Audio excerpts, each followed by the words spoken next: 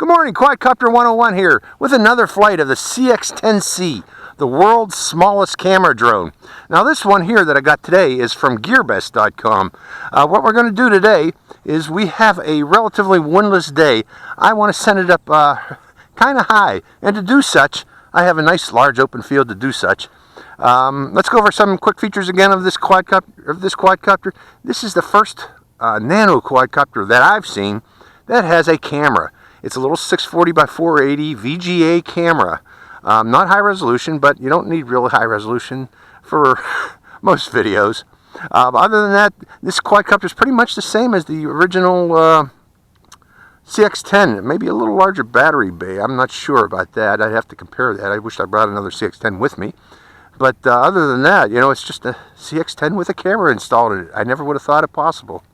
Let's go for a flight and demonstrate how this camera looks. Okay, the quadcopter is turned on, binding to the transmitter, and I'm going to start the camera right away, and away we go. And I'm doing a slow rotate as it climbs.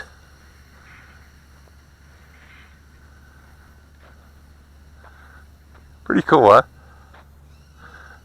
Okay, that was its altitude there. That was about 20 meters up.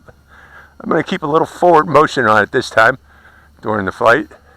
The reason being, I'm going to try to avoid vortex ring state when it loses contact with the transmitter and drops. And there we go again. Let's go into higher rate, intermediate.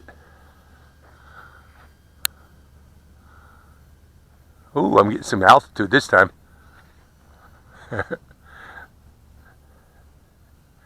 Okay, let's bring it down. Reducing throttle, going to high, expert. Now this little quadcopter really is not an outdoor flyer. I've shown that in previous videos. Whoa, vortex ring state. Don't hit the ground. Oh, there we go. I got the ground. It is not an outdoor flyer. Let's turn off this video and demonstrate. Video off. And right now its battery is starting to get a little weak from that climb and that video that I just took. But, oh, I got some movement on it right now. Video's back on again.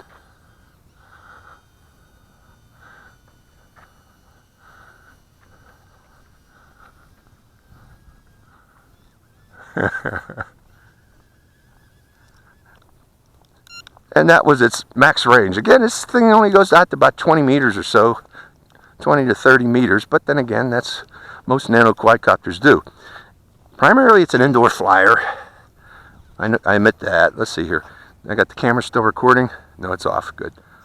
Let's do one more thing. I always like to hand toss these little CXs.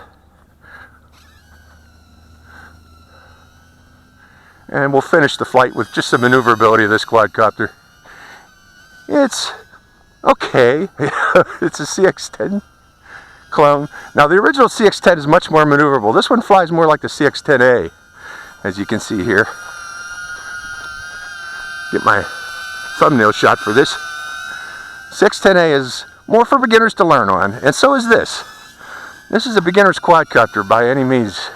Most beginners can fly it indoors. It's mainly an indoor flyer too.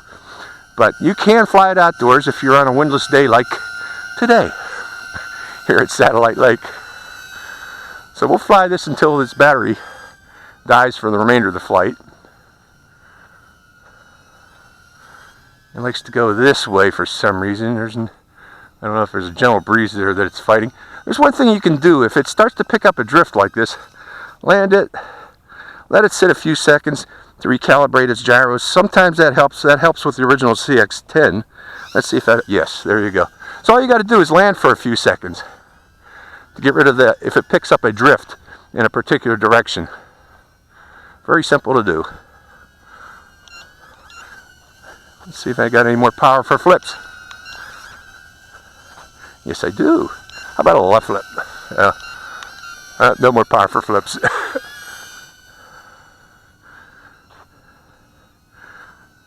But there's still more power for, well, there goes the flight time.